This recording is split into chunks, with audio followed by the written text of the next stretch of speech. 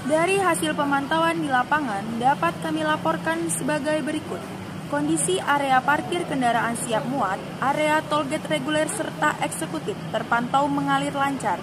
Kondisi area parkir siap muat, dermaga eksekutif dan dermaga reguler terpantau padat dengan presentasi sekitar 95%. Jumlah kapal yang beroperasi sebanyak 30 unit kapal, yaitu 30 unit kapal reguler dan 4 unit kapal eksekutif. Dari pemantauan kami, kendaraan yang menyeberang pada hari ini didominasi oleh kendaraan pribadi dan bus. Info kondisi cuaca yang dapat kami laporkan. Arah dan kecepatan angin dari barat daya dengan kecepatan 0 sampai 5 knot. Dengan ketinggian gelombang dalam rentan 0,5 sampai dengan 1,25 meter. Dan arus bergerak menuju ke arah barat daya dengan kecepatan berkisar 1,0 sampai 1,6 meter per sekon.